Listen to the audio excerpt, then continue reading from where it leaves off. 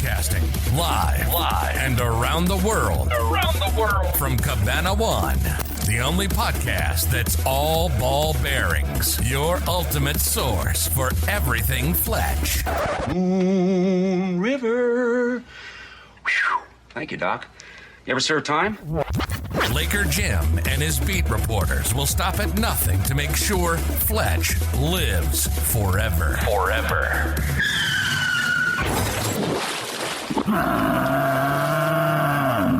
They don't shower much. This is FletchCast.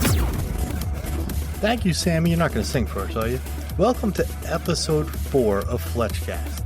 This is a very special episode because we are our first ever guest. But before we introduce them, I want to welcome back to the show Jake and Bob, my co-host. Jake, Bob, welcome back. Thank you. Hello, Fletch forever. How are you? Guys, I can't believe we made it to episode 4. Jake, what book would this be if we were following the order of the books? Well, it depends on how you read the books. If you read the books in actual timeline order, this would be the original Fletch. If we read them in the order, it would be, honestly, I'd have to go back and look. I can't remember. I believe it would probably be Fletch and the Man Who, but I'm not 100%. We have another source here that could either confirm or deny that. So, and that is a good segue to our very first guest. By now, you know Gregory Mcdonald is the author of Fletch. He's the creator. He's the maker. Greg sadly passed on in 2008. But we are lucky to have his son, Jason Mcdonald, with us today. Jason, welcome to FletchCast. Thank you. How's it going, fellas? Not too bad, not too bad. Tell us a little bit about Gregory and how he came into your life and how you came into his. Well, Greg moved from Massachusetts to Tennessee, as one does in their 50s. And, they say, I want to become a farmer in my 50s. He bought a farm and he was looking for somebody to, basically take care of it. And that's how he met my mother. And that was probably about 1986. And that's how Greg came in my life.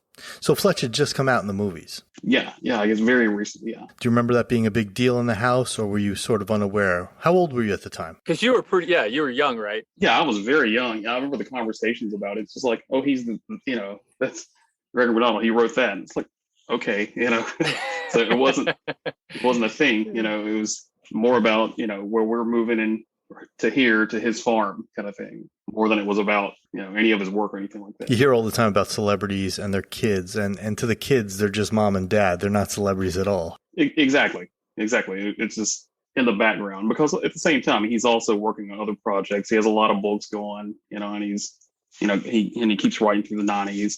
So the conversations are less about like Fletch and Flan than it is some of the other works and, his philosophical point of view of writing and whatnot. When do you think you saw the movie for the first time? In the late 80s. And it was also a thing where if you get snowed in, and back then you obviously didn't have every streaming option in the world. So you watched whatever VHS you had, a million times. Right. So obviously I had access to the VHS of Fletch. I watched that a million times. Did you ever sit down and watch it with him? No, that would have been a bad idea. Because he's had other movies based on his work where we had the same discussion. He had a movie called The Brave that was based on his book. That Johnny Depp did, and he didn't want to. He's like, "Well, do you want to sit down and watch this with me?" I was like, "No, that's a bad idea." Because as much as I love it, I just you probably don't want it with the author's commentary while you're watching it for the first time. Yeah, now I know that he was okay with Chevy as the lead, but I know there's just some question about the production overall and whether he was thrilled with it or, he was just all right with it. No, yeah. I think he loved the first movie. Maybe less so with the second, but my mother loves the second one. So I love the second one for the record. And I think the second one's funny. No, we're with you. We love Fletch Lives here. It's good. It's funny. Have you sat down and read all the books? I've read all the books, multiple times. Yeah, and actually I just finished Fletch's Fortune again this morning. And, I just finished it last week as well. And I have to tell you, and I know we've had this discussion, but next to the original, I mean, it's one of my favorites just because it's a super fast read. At the center, I think it's a great mystery, and it's just classic Fletch. Like when I read it, I can just say this easily could be a movie. It just screams Fletch from beginning to end. It's funny. That's been part of the conversation about, which book is the most filmable. Yeah. And Fletch's Fortune is definitely up there. I think a lot of it comes into consideration as far as what book will translate easiest to 2021. How can they modify things, but it still work? Yeah, I think they'll do that no matter which book it is. You're always going to say, because in a lot of ways the books are of their time and out of their time, because you have elements that are definitely in the 70s and 80s. I mean, you have to give any filmmaker their own liberties to be able to, interpret that story. I think that they're always going to have to interpret that for modern times, especially in the era of the cell phone. Sure. Yeah. I mean, just looking at journalism when those books were written and during when Gregory Mcdonald was a journalist, obviously, compared to today, is night and day. So it'll be interesting to see, if we do get a future films, how that will be tackled. Exactly. Like in Fletch's Fortune, like I said, just finished reading again, and he's going through who's who. Yeah, the who's who's of journalists and stuff like that. Yeah. It's like who's who across America. It's just, I have a question. Going back to Gregory and the person, and just talk a little bit about growing up with him. I'm a stepfather. How was he as a stepfather? And just, how was he as a person? I mean, I had a relationship with him. And I thought, he was a wonderful person. Just talk a little bit about that. I mean, stepfather was fantastic. I mean, you knew him. Yeah. When you walked in a room, you knew that he was in the room, and he stood out. Well, just physically, he was very imposing. He was a big guy. Yeah, he was not a small person at all, and he was a big personality as well. And for a kid that was in Middle Tennessee, his personality really stuck out. Like I can walk in there just like, this is not my environment. I kind of have to leave. But there was no room where he didn't feel comfortable with anyone. Whether it was farmers in Tennessee or anybody, a higher class party in Nashville or Massachusetts, Boston, anywhere. That was just his personality. That was his personality. Would you consider it Fletch-like? Was he very witty in conversation? Oh, yeah. He's, tossing stuff out that goes over your head pretty quick, and you got to keep up. And if you don't understand his humor and you don't understand that sort of world in which he's thinking, in his frame of reference, you're just not going to get it. You're just like, well, this guy, what is this guy talking about, kind of thing. No, he's really quick. That sounds pretty Fletch-like to me. Yeah, exactly. It's the same as if you throw out a Fletch quote, and if it goes over somebody's head, they're not your people. But if they get it, you instantly are like, that's my guy. That's my guy right there. Exactly. He wasn't stopping to explain the joke. That's not how it works. As you grew older and obviously went off, and there was all the talk after he was done with the books, but there was always the talk about getting a third movie off the ground and how it just never really developed, obviously, until recently. He would email me and tell me about, going back and forth with either Kevin Smith or, Miramax, something like that. I mean, how much of that did he talk about with you? Were you heavily involved with that, or did you have a pretty good idea of what was going on during that time? Oh, yeah. Yeah, he bounced everything off of me. Just, I remember when he said, okay, there's someone who's interested in Fletch. I want to go see their new movie. And we went to see the movie. We lived 45 minutes away from a movie theater. And I was in high school at that time. And I think the movie was Dogma. Okay. And so, yeah, he always bounced, ideas, things off of me. Because also, I was much more of a, cinephile than he probably was. And he was just like, who's this? It's like, well, I could, quickly relay who that person is. Yeah. And it was a lot of the protests surrounding the release of Dogma that really eventually played a role in the movie not happening. You had Harvey had, his version of what he wanted to do. Kevin had his version of what they wanted to do, and which is all valid, minus whatever Harvey is now. And, right. Biggish personality, but he did try. And at the same time, David Liss was chiming in as well. David came around roughly maybe a little after or while that was going on. Mm-hmm. And David has carried a lot of weight with Fletch over the years. And yeah, it's a lot of different points of view, and they're all valid. Well, should it be more like the books? Should it be more like the original movie? Is this too silly? Is this too over the top for now? Everybody has a valid opinion, and it's a difficult marriage to make, because if you have, 5 or 6 people or 10 people or 15 people and a lot of money is involved, it's hard to get everybody on the same page. The stars have to align. Yeah, it's a lot of moving parts. Exactly. Yeah, you're never going to make everybody happy. To me, I mean, you have to be artistically happy about it. You also have to be financially happy about the direction that it's going and the possibility. I mean, me personally, I've read a lot of the stuff, but I've never heard of a version in this whole time and over the last 20 years where I was just like, oh, that's just, that's going to be a piece of shit or anything like that. Right. There's been a lot of good versions, and there's a lot of good versions that could be made. Did you ever actually get your hands on the Fletch Won script? Did you ever see it? Did he ever actually see it? Did Gregory actually get to read it? Yeah. You were talking about the Kevin's version of it? Yes. I couldn't dig it up right now. I'm not quite sure where it's at, but yeah, definitely he read that and several other versions of it. I mean, I know Kevin was really into more of the book version. I know he really was, I think, a more fan, at least from the interviews I've read. He's more, because we all know that the books are very dialogue heavy, and I think he liked that. I mean, did the script reflect that as well in some ways? As much as anybody else's did. Yeah. I mean, really, because Greg, one thing that he did not like hearing people say was like, well, I could just take your book and just translate it straight to a screenplay, and that's right. Right. And he's, because in reality, the books are like 60,000 words or less. And then you have to sort of flesh out a movie, and you need, a director, and you need actors to really interpret what they're doing. You need somebody else's artistic vision to overlay to make, stretch this out. And, and that's how it has to work. A lot of people's vision, a lot of different visions that have been out there, whether it's, Kevin's or Bill Lawrence's or whoever, they've put their own spin on it, which is fine. I don't think you realize the can of worms you just opened by mentioning that you do have access to that script. I don't think that James and Jake are ever going to leave you alone. I have a question for you that's a little different than what we're talking about. But, for us, I don't know if you ever seen the movie Big Lebowski. A lot of people consider Big Lebowski like almost a religion to follow. And for us, we kind of feel that way about Fletch. For you growing up, did you have the same kind of feeling about Fletch, or was there any other movies, maybe in the 80s or 90s, that you really think, the way we feel about Fletch that you feel about personally? Any movie at all? Yeah. I mean, I love Fletch the way a lot of people love Fletch. I love The Big Lebowski. And with anybody, my taste evolves. I love Chinatown. I love, I'm a big cinephile. So there's a lot of movies like that I love. Okay. All right, Jason, you're on the spot. If you had to pick a Fletch, who would it be?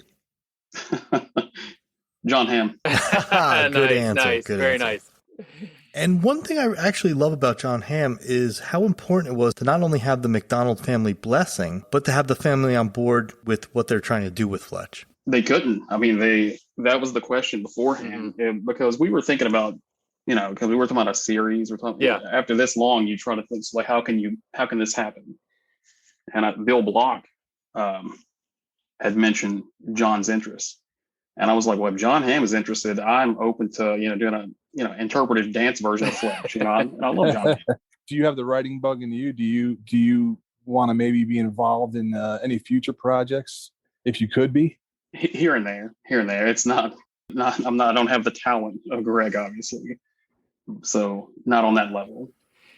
Jason, let me stop you right there because we got to take a quick break and hear a word from our sponsor. Yes, we have our very first sponsor. Do you want a friend? Ben Franklin. Feeling lonely? Ben Franklin. Need a workout?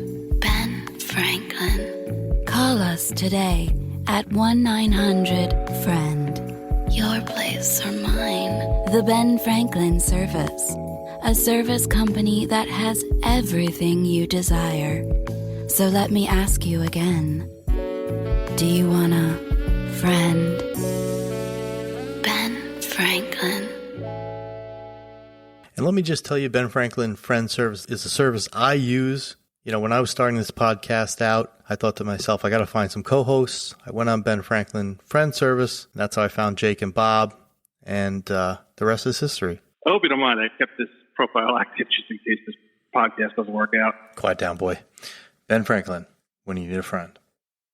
So, guys, where were we? So how did Confess come about? I mean, there was talks of year and years about Fletch Won, and then even up to a few years ago, there was still talk about Fletch Won being the film. And then how did it switch over to Confess? Was it after John Hamm decided to maybe try it? And obviously that would be maybe a more a little bit later in his career. Is that when it decided to turn towards Confess Fletch?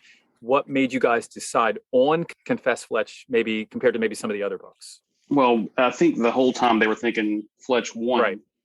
for a specific reason, because it's a jumping point for a series. You can say, okay, then you can start with young Fletch, and then you can sort of go through the his arc.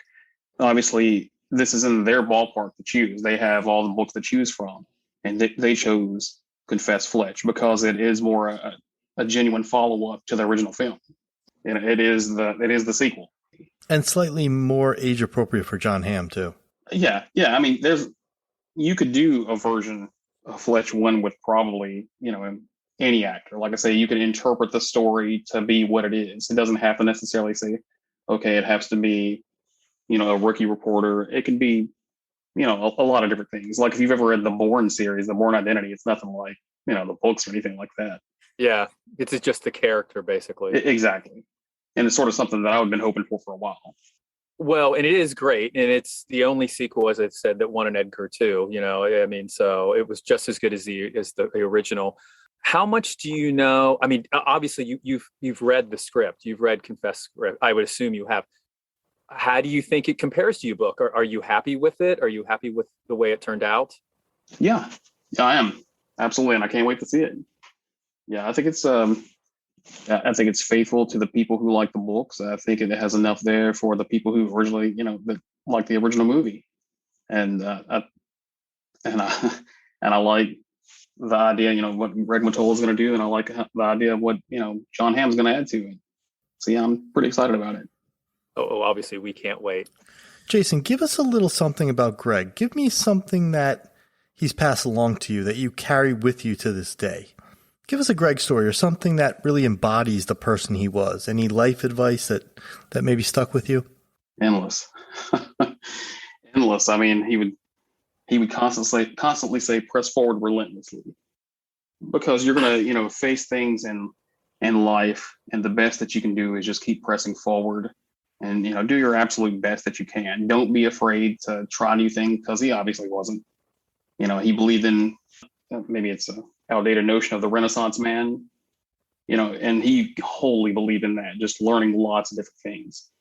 Like when I was in college, he was excited when I would go from being like a butcher's assistant to like this job working in a factory. And he's like, no, this stuff is great. It's like, this is life experience. This is what life is, But at the same time, he would say things like, don't put your faith in, man, you will be ultimately disappointed over and over, which is true, And so he had, he was endless nuggets of advice. Yeah. Maybe Greg's words somehow channeled through me, because anything I ever did Fletch-wise, I did it to try to impress myself. I did it because I was taking pride in it.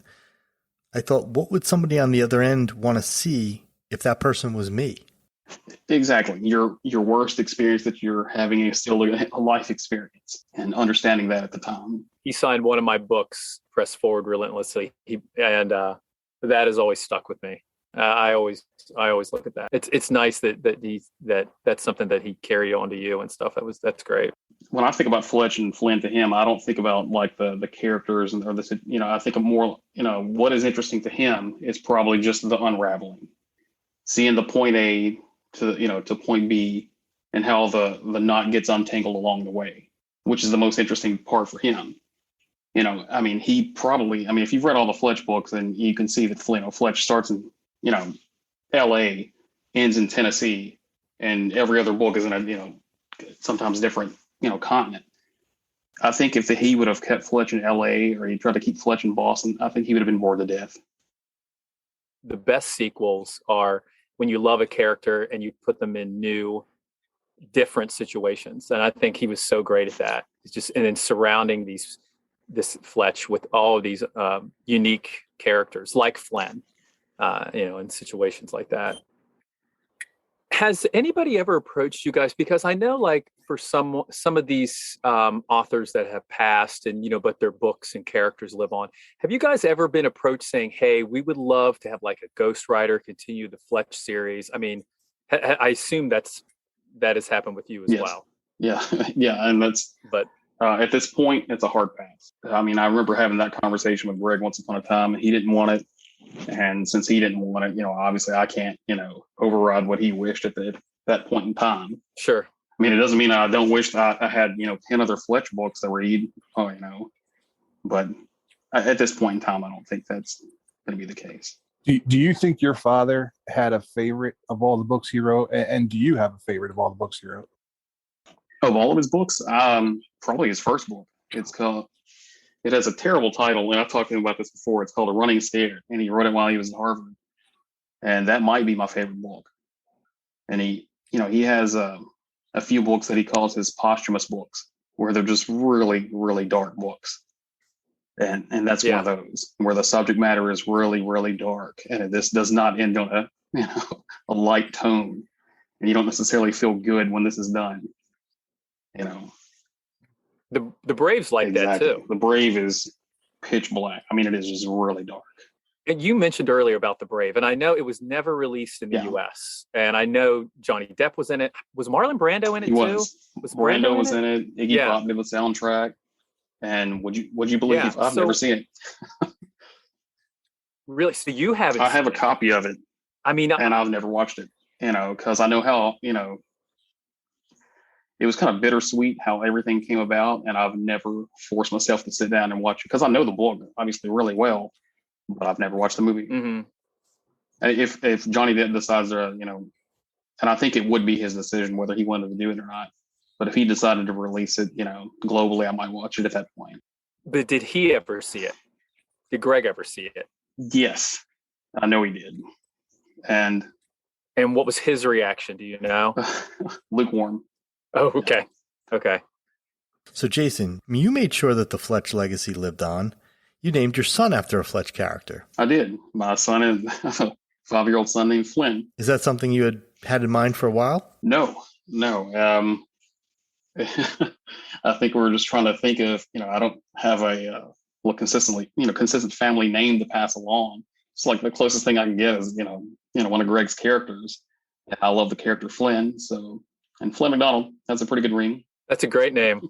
Middle name is not Xavier, is it? It is not. How about Maurice?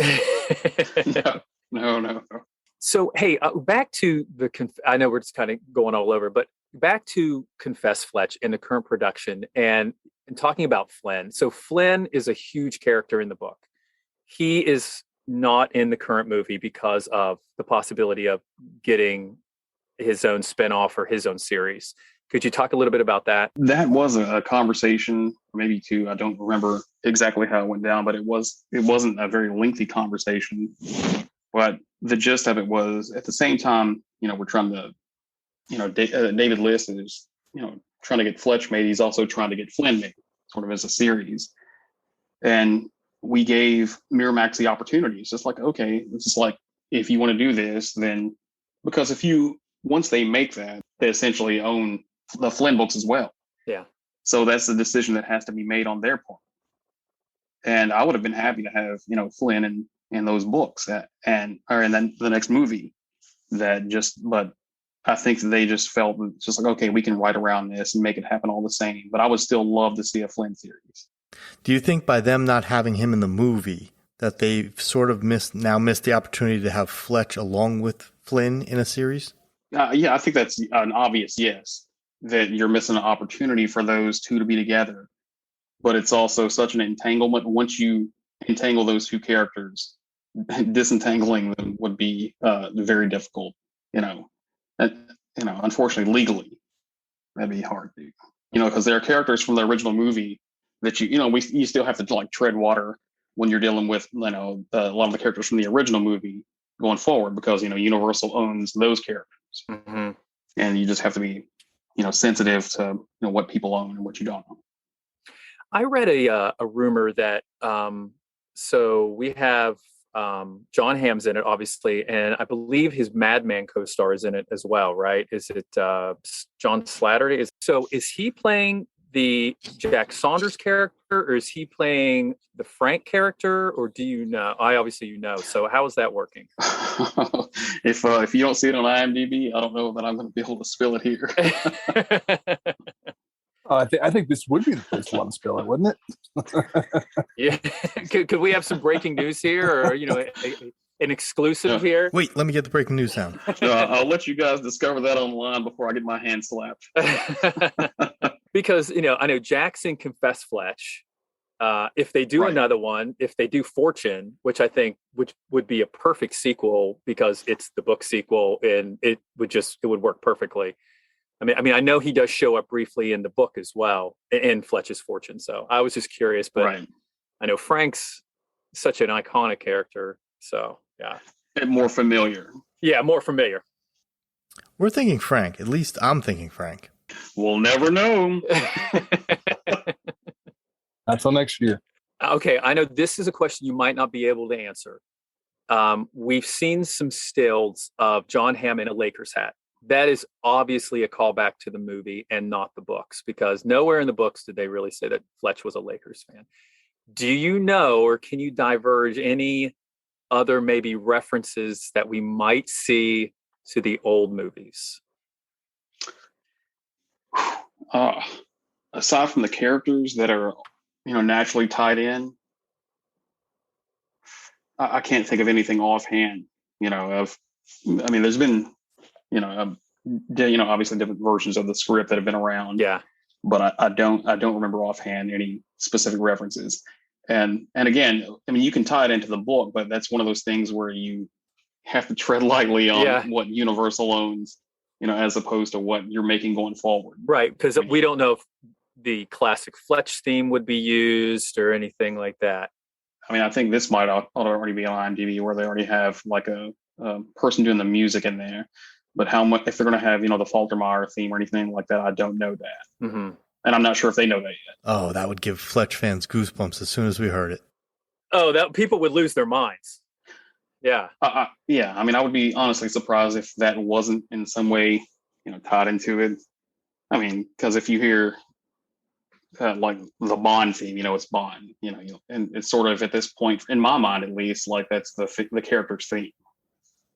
We still don't believe it's happening. Until we see it, we're not believing it. Oh, I didn't believe it. Yeah, I didn't believe it when I was signing. I was like, "Is this going to happen? Is this really going to happen?"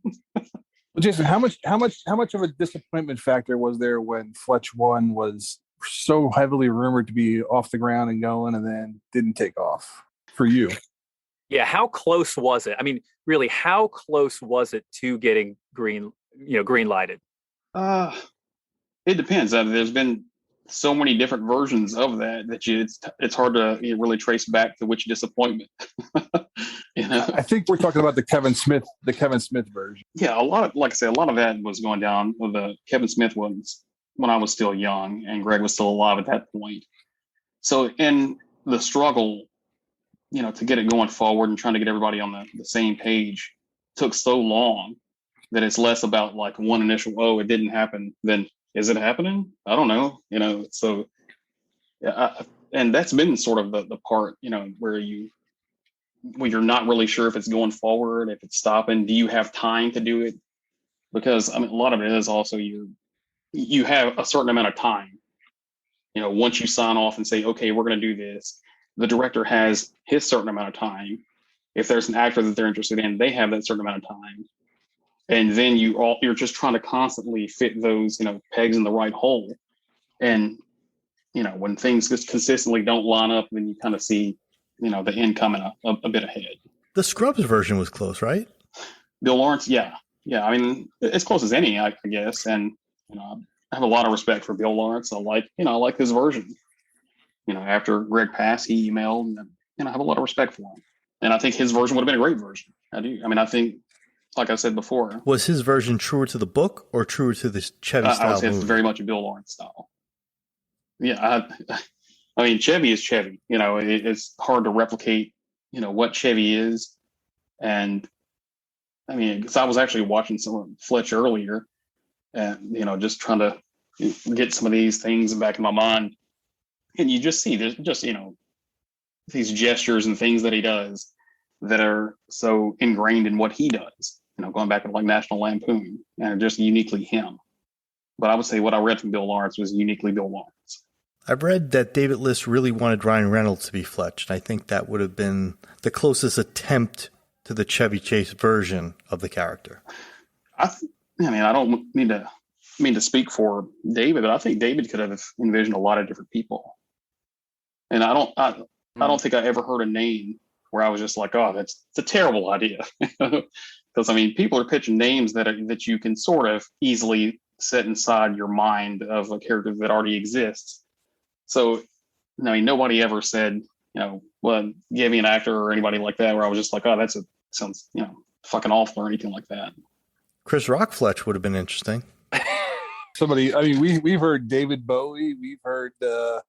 I've never heard that. We've gone over the list, for the original movies. So, sometimes the names are kind of head scratching.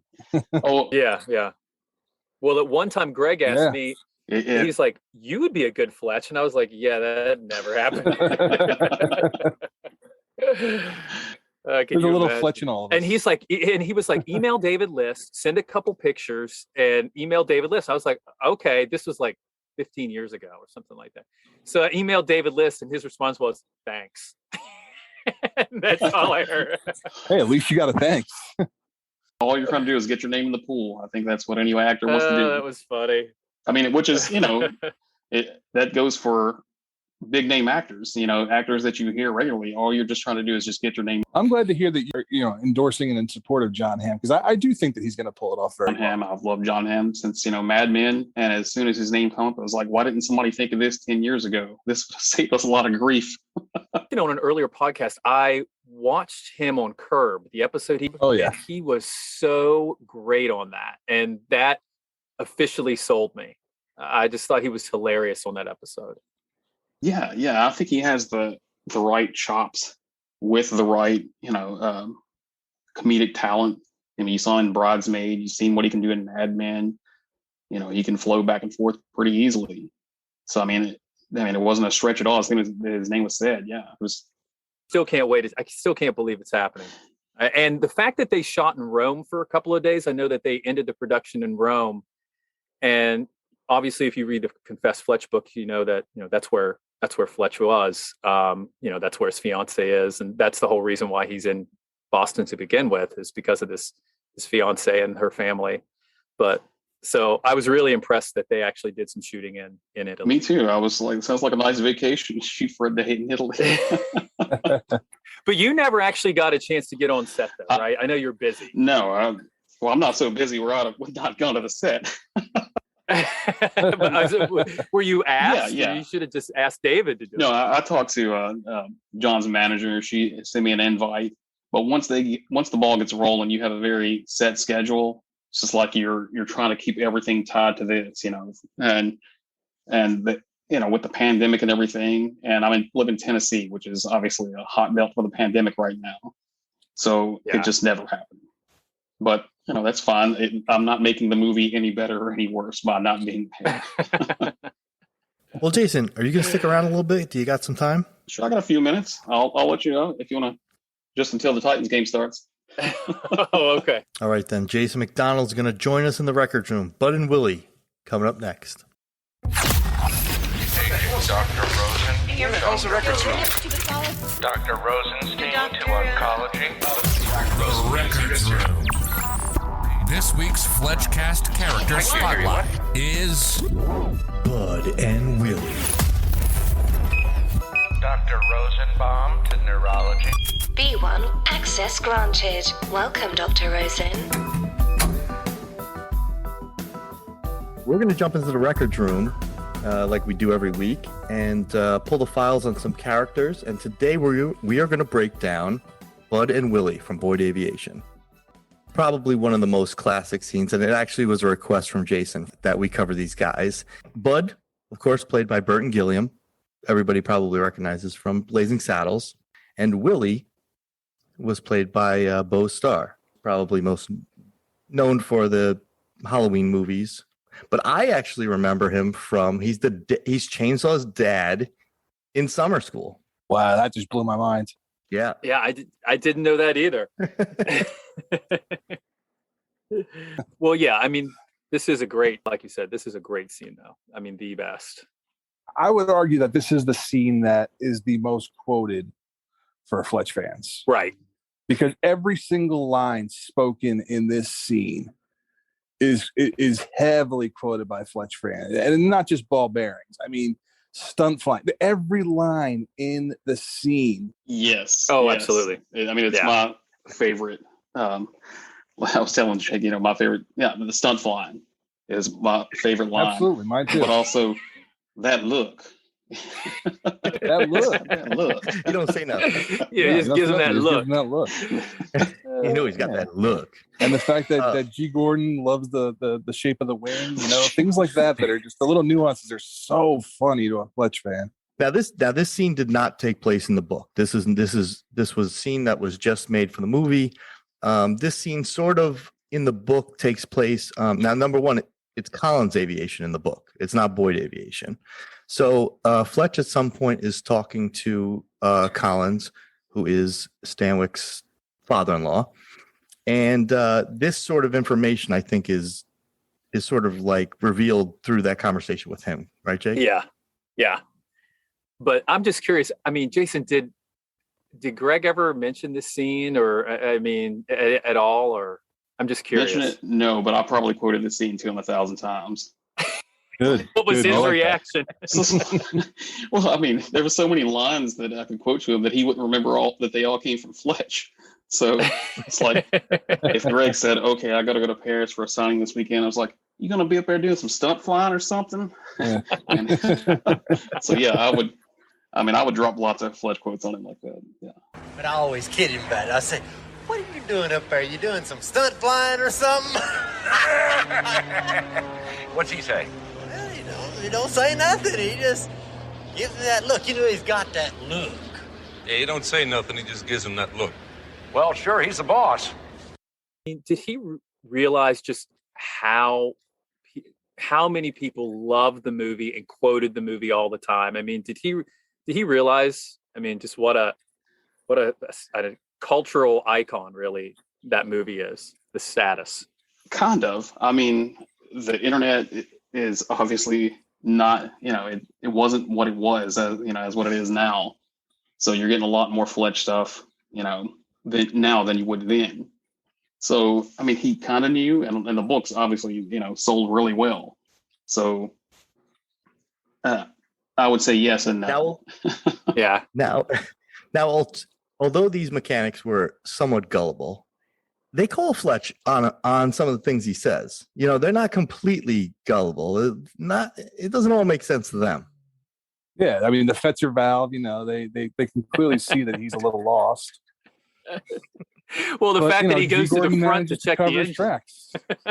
Gord. Checking the luggage. That was great.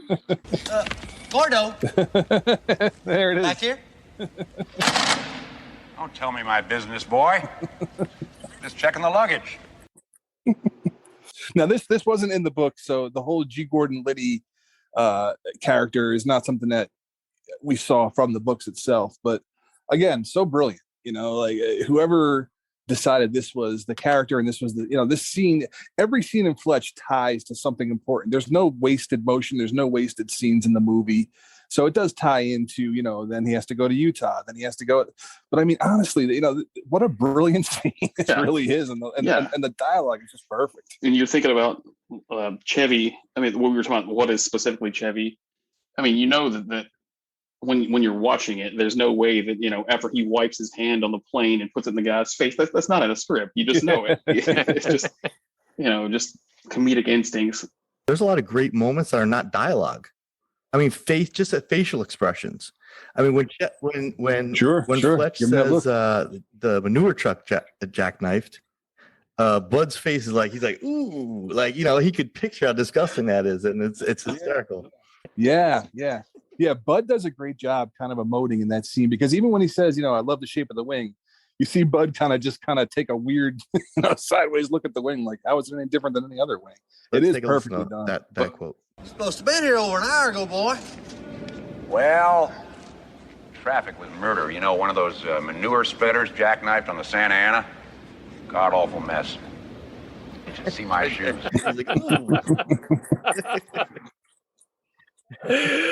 Oh, that's so great.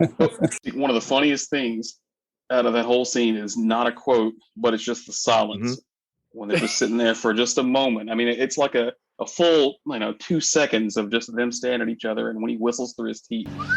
That's right. Yeah. It's the awkwardness that's so great. Yeah. I love how they completely don't even react at all to Chevy burning or to G. Gordon burning his arm on the plane. They kind of just, got to be more careful there, boy. And then, we go to the Fletcher valve and how he's taking the bird's eye view. And then, he apparently is astounded at the condition of the Fletcher valve that we have the classic line. Anyone who's seen Fletch, loves Fletch. You mentioned Fletch to somebody. This is the line they're saying. What the hell you need ball bearings for? Right. Oh, come on, guys. It's so simple. Maybe you need a refresher course. Hey, it's all ball bearings nowadays. I think the Moon River part and I think the ball bearings thing, those are the two lines that everybody knows. Oh, my Lord. That's so funny. I can't tell you how many times I've instinctively said, hi, after I burn myself on something, it's automatic for me. Hey. But here's the thing. Okay, ball bearings, but why gauze pads? Wonder why the gauze pads.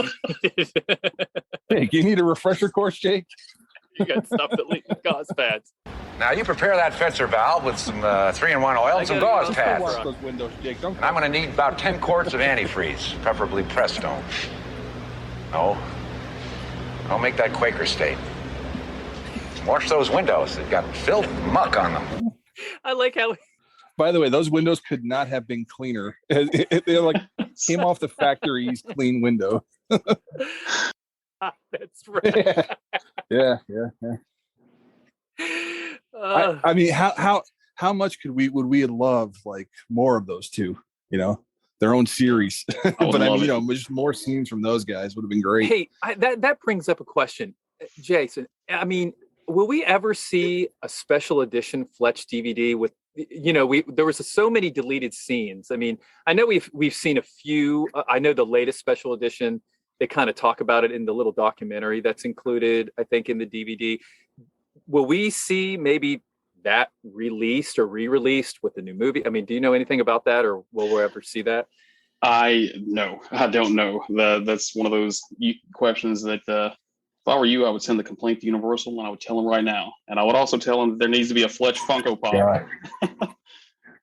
Have you ever seen the Tommy Lasorda scene? No. If Jason's the gatekeeper for this footage, we need to start making our way down to him as quickly as possible. All three of us. Yeah. Because I need to see this footage. I've been wanting to see this footage my entire adult life. You were starting at the lowest, on the totem pole. You can't get any lower. That's all right. You could be our in. The four of us can make our way to Universal and get what we need. Early on, before Fletch Lives actually became out on DVD, we started a petition on the website. Jake, I don't know if you remember. I remember that. I remember Universal, and they wrote me a letter back saying that they'll take it into consideration and that kind of thing. It was pretty cool. We got something back. Yeah. For they wrote you a tough shit letter because we need that footage. We really do. And if it takes us the four of us having to go there and deal with the mean guard dogs and break in and go through the files, we'll do it. We'll do that for our podcast listeners. We need that footage. I would love to see the footage. And like I said, I would love to have a Fletch Funko Pop because I collect Funkos and I haven't seen one on the show. Oh my God. How has that not been made? There should be like a dozen of them. Wow. That was my next question is, there's been such a lack of Fletch merchandise, and with adult collectors these days with action figures and stuff like that, I think that's a huge untapped resource. Yeah, and I'm one of those adult collectors. I have my bin is filled with Funkos and comics and whatnot. But a lot of that ties back to the original movie, which we don't have a lot of say so. I mean, I have hopes and wishes, and then they have your buzz off emails, I guess. James is a big collector too. Do you have anything from the movies in your collection, from the Fletch movies, that you could speak about? Props. Me? Yeah. Well, I have what Greg on. I have his original set jacket, and I have a hat. Was that black satin? Satin jacket with red lettering on the back. That's in that closet back there, and I've got a a Confess Fletch hat from the latest movie. I've got, a few things here and there. Hey! You the guy from Ajax? Yeah, you bet. All right. So you bringing the 8th? Yeah, well, they're on their way. I'm the supervisor. I don't carry the stuff. Now, I never knew what Ajax was. I looked it up. It's actually a boutique aircraft management company. Okay. That specializes in private aircrafts. So that's actually interesting. What I'm more interested in, though, is what does he mean by what are you bringing the 8th? I know. I never quite knew that either.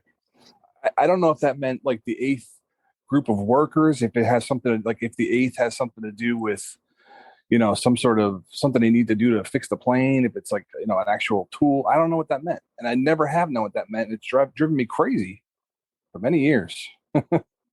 Jake, any idea? No idea. Yeah, that's something we're going to have to get somebody in the know to give us our answer on that one. Because that is one of the, or if any of our listeners have any idea what that means, please let us know. You use a lot of fuel to go to Utah? That's what I always ask you. Burns enough to go to South America and back. South American back. The Citation 2, the one used in Fletch, was actually made out of necessity because the original complaints for the original Cessna was that the fuel capacity of that plane was too low and the maneuverability of that plane was too low. So again, enough fuel to go to South America and back, and the idea of the maneuverability, stunt flying. So it's kind of funny to think that the plane that they used was solving a lot of the issues from the original problems with the original plane, the original Cessna. And it's funny because in that scene too, when he says South America there, kind of a light goes on with Fletch. When then he's thinking, wait a minute, South America, drugs, something, the gears are turning. Kind of a convenient little, tidbit drop for him, and that's so often how Fletch's mind works. Stanwich baby, huh? Yeah. Uh-huh. Looks well used. He's back and forth to Utah every week. Oh, is that right? What is he, a Mormon? I don't think he's doing a whole lot of singing with the Tabernacle Choir. So again, going back to what I said earlier, there's no wasted motion in this movie. You're tying in South America and you're tying in future scenes for Utah. Also, that's a single pilot plane. So I wonder if Stanwyck was going completely by himself to South America in order to save weight to get more drugs brought into the to the U.S. Or if he had a partner, if maybe the chief went with him on those flights. That's funny. No, what I think it is myself is the bypass lane. It's funny how Willie a number of times presses the bypass line. He's asking this guy's opinion. I think 3 or 4 times he says, it's the bypass line, right? It's the bypass line. They both think it's a bypass line. Let this guy figure out what he thinks. 2 things with that. First of all, how much do you think Willie just constantly gets told? I'm sorry, Willie or Buzz? I'm getting confused. Which one is Bud? Bud is Burton Gilliam. But all right, so how many times do you think Bud is constantly told to shut up by Willie and just totally just doesn't have his opinion valued? And number 2, Jesus, what if it isn't the bypass line and then they're taking his advice and they're fixing the wrong thing and it causes a major malfunction of the plane in the future? You're taking the advice, somebody has no idea what they're talking about. True. That's true. Maybe when Freddie gets there, thank God Freddie's on his way. Thank God Freddie's on his way. Because he's just a supervisor. Yeah, he doesn't carry stuff. Freddie's actually going to be doing the hard work. He don't carry this. Jesus, bro. Yeah, he doesn't carry that stuff. He has to go back to the truck. All right, Jason. Well, listen, I'd like to thank you for your time. I'd love for you to be back on the podcast again. Good luck to your Titans today. Thank you very much. Maybe we could have you back on, as we get closer to the release. That would be great. Yeah, sounds good, fellas. Thank you so much. Thanks again. Have a good one. Thanks, Jason. This is a message from the Federal Mattress Trade Commission. It is unlawful to remove, mutilate, destroy, desecrate, or participate in the removal or mutilation of any mattress tag, stamp, or label affixed to such product. Any person caught violating this section shall be guilty of disregard for the Mattress Identification Act of 1881 and carries a fine up to $1,000 and a prosecution of the fullest extent of the law. Do not remove under penalty of law means do not remove under penalty of law. This message has been brought to you by the Mattress Police. We now return you to regular programming. Now, because we ran long last episode, I promised you guys a double dose of literary Fletch, so let's get into that right now. And now, Literary Fletch. Fletch F. Fletch. Examining the word of Gregory Mcdonald. Take it away, Jake. So we ended last time at the end of chapter 2, where Fletch was dictating into his tape recorder, which he had battened down to the passenger seat of his car. And as we open on chapter 3, he is calling the financial editor of his News Tribune, and he talks a little bit about to the financial editor, just a little bit about the history of Alan Stanwyck and Collins Aviation. And so he talks a little bit about that. So that's the beginning of the chapter. And it's funny, we start to see something that's kind of a running gag in the book, is that people reference old newspaper articles that Fletch has written, and they always say they hated it, or they pissed him off or something like that, which is really funny. So it's really funny that I believe Gillette, which, by the way, in the book, now I only listened to the audio. Well, this is when Gillette makes his appearance, is in this chapter. Oh, okay. So go ahead. Yes. So Gillette then comes in and he begins to talk to Fletch about owing his wife money, his ex-wife. And so there's a little dialogue about that and how, of course, he needs the money. And if you remember, I talked about in an earlier chapter, Fletch found an empty checkbook on the beach with a few $100s in it. So Fletch goes and writes a check for several $1,000s to Gillette. And then Gillette goes away. But Gillette does... Go ahead. Let me just I'll give you a little audio insight into the audiobook. The narrator pronounces it Gillett. Mm-hmm. So I wonder how Gregory really wanted that, because I would imagine it's spelled the same, Gillett and Gillette. Or did Chevy's version of Fletch change it to Gillette because of it? You know what I mean? Like, did he change it just to piss him off? You know what I mean? Like, well, I think Gillette, because you think about Gillette razors and the fact that he's bald. That's what I always took away, you know? Well, and it's funny because in the book, Gillette does not look like anything like he does in the movie. Oh, what does he look like in the book? He has blonde hair and he's around 40. So he looks more of like a trashy 70s kind of scumbaggy kind of lawyer. Right. So the description that they have in the book is not what made it into the movie. Okay. Interesting. So they have a discussion. He writes this check, which obviously is going to bounce because, one, there wasn't enough money in the account. Number two, it doesn't even belong to him to begin with. So he writes Gillette a check, and eventually Gillette takes off. And then after he tells him that the reason that Gillette hasn't been able to find him recently was he was gambling? Yes, he was gambling. And he won several $1,000s, right? And it's funny. He owes his ex-wife such and such money in certain sense, and he keeps referring to the fact that he took his now ex-wife out for a king-size relish burger, right? And that should be deducted from the amount that he owes her. So he did deduct that on the check. So they say they'll forget about the cents, right? You know, the change, and then later on when the number keeps coming up, Fletch often references, "Hey, I thought we were going to, I thought we were dropping the change, like to the number, to the Right. 3,000. Did you just say king size relish burger? Yes. Okay, two things. Number one, does relish go on burgers? I guess it can. Anything can. Never heard of that. Okay, number two, is that an In-N-Out burger reference? Is that a thing there? I don't know if the think relish. so. I don't know if the relish burger is a reference to actually being actually being the real burger that she ordered, or just being a cheap meal that was so, basically being a meal that was so cheap that she just got relish on her bread instead of even a burger. You know what I mean? Like it was just relish, which is free. Basically like a condiment. Mm-hmm. All right, well, extending the Fletch universe and making things canon, I'm going to say it's an In-N-Out relish burger, but go on. So Gillette leaves, and as Gillette leaves, Fletch notices that his pants has no pockets.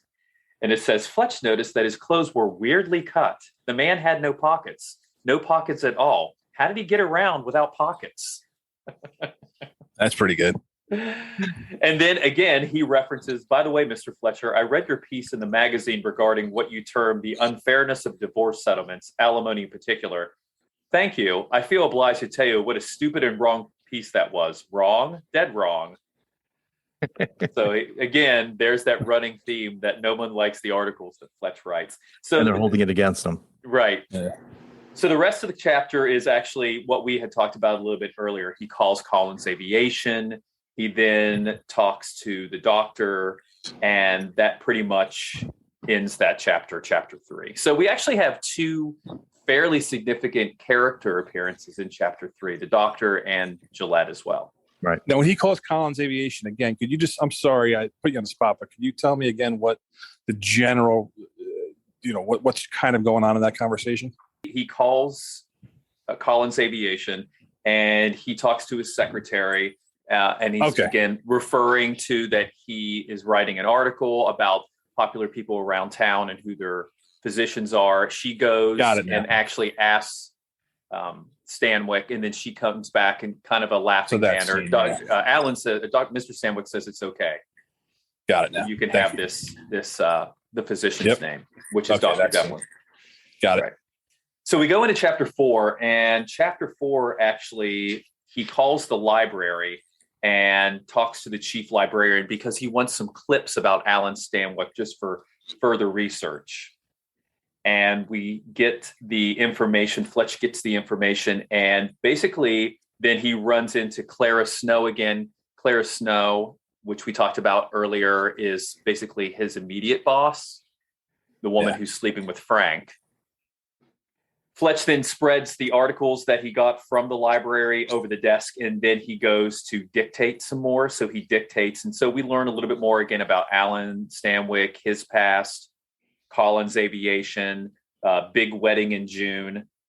And then he says, he notices that his family, that Alan's family wasn't there at the wedding. So that's something. Yeah. Let me stop you there, Jake. Let me stop you there. Question. Did you say that he had that information, all that information about Stanwyck, the chief librarian got that information for him? Yes. So then there would probably be no scene where I know there's no Larry, but there'd be no scene where Fletch and Larry are right. Exactly. Yes. Okay, again, so Larry that's is replacing someone that scene. Mm-hmm. Okay. So he continues to dictate, and then he gets a call at the end of the chapter, again from Clara Snow. Clara wants to meet him for lunch in the cafeteria, and the last line in that chapter, Clara tells Fletch to put his shoes on. I love that. Yeah. So that's the end of chapter 4. It's kind of reminiscent of, Fletch, pick up your phone, or Fletch, clean up your desk. Mm-hmm. Put your shoes on. You got to tell Fletch to do these things that people at work normally are just doing. Now, Jake, is that the part of the book where the librarian is really giving Fletch a hard time about like having to pick up this stuff himself? Yes. That later on in the book. Yeah. Yeah. So you get the feeling that Fletch is really a big pain in the ass. He thinks he's a bigger shot than maybe he is, in the respect that he doesn't return the things when he, on time like he needs to. He doesn't pick things up. He has the girls, the female librarian, I believe, says like to Fletch, like, I would have normally delivered this to you, but he told me not to, that you had to come pick this up yourself. Yes, he actually says the chief librarian wants to speak to you, he says. And then the chief librarian says, come and get your files yourself, right? Mm-hmm. So this is just a callback to how wrong Siskel and Ebert were, because the Fletch character is supposed to be an entitled pain in the ass. So Chevy playing Fletch is playing him perfectly. Yeah. And they're wrong. Chevy's right. And it's funny because he talks to Mr. Osborne, who is the chief librarian's secretary, and the secretary says, quote, "I would have brought the file to you yourself, Mr. Fletcher, but Mr. Osborne said not to." And then his response is, "F Mr. Osborne." So, which Fletch says. Definitely, there's obviously authority or anything like that. There's no manners when it comes to him. Then Mr. Osborne again referenced a piece he did on bookie joints, and he says his joint was closed all week. He couldn't make a bet anywhere in town thanks to Fletch's article. And he actually tells Fletch what he owes him. Right, exactly. So I love the fact. I have to just say it's so funny that the articles he writes is usually received not very warmly. It's just great. And because the finance guy says we're going towards a moneyless state. That was another article that he wrote. He's like, what kind of article was that? And it's hysterical that his pieces all sort of badly put down the people around him and the businesses around him. Yeah. But I mean, you do pick up the nuances in the book are great. So I still say that anybody that loved the movie really needs to read the books because you'll just appreciate it so much more. Where's our bookmark right now? We are starting chapter 5, LJ, and we are in the cafeteria. I can't believe I've read 4 chapters already. Yeah. It's just, Fletch books read quick. So we are already on chapter 5. We are in the cafeteria at the newspaper with Fletch and Clara Snow. Again, we know that Fletch is not a fan of Clara Snow. Clara Snow is basically his immediate boss, but obviously we know that she is woefully not qualified, underqualified to be Fletch's boss. So what we're doing in chapter 5 is just a lunch with Clara Snow. He's discussing the story at the beach, and also at the same time basically telling her that she's inept, that she doesn't know what she's doing, and telling her to F off, and so things like that. So Fletch is not beating around the bush about the fact that he cannot stand Clara Snow. So again, he's talking to her about the beach story with the drugs. He talks about Bobby. He does admit to Clara, I should say, that he's sleeping with Bobby. We know that Bobby is underage, and Clara is taken aback by that.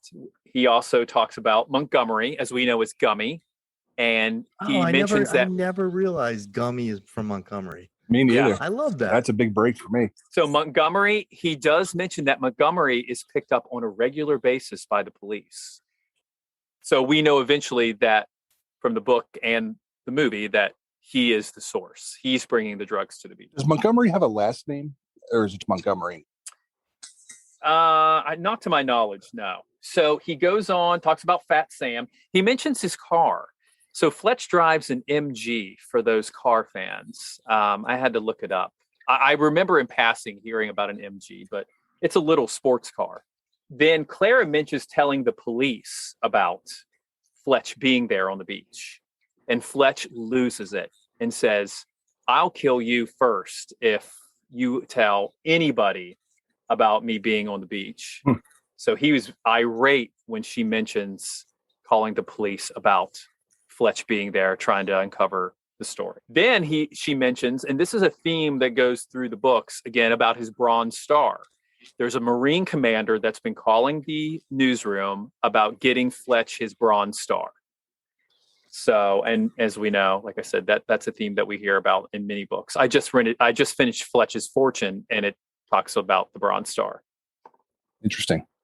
But he does say that there will be she does say that there will be a ceremony on that next Friday where they will give him the Bronze Star. They will present it to him. They're going to take pictures. It's going to be in the newspaper. And the day before, the beach story has to be in by 4:00. So there's the timeline for the rest of the book, is that he has to have this story done, and then the ceremony is Friday for the Bronze Star. And Fletch is so pissed that they're just using him for publicity. Yeah, for promotion. Yeah. Absolutely.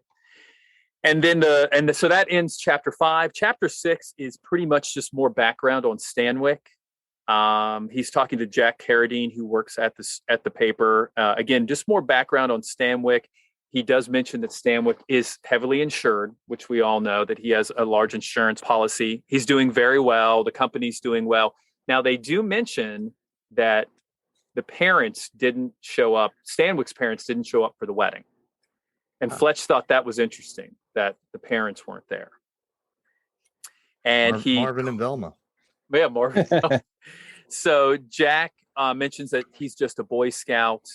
And at the end of the chapter, he says that they did convert some of their private stock, not public, no, personal stock, to $3 million in cash to buy a cattle ranch in, not Utah, Provo, Spain, but Nevada. Yeah. And the cost of the ranch is $15 million. So they converted $3 million to stock, I guess, for a down payment. And Fletch thought that was weird. And that's how that chapter ends. So that is through chapter 6. Wow.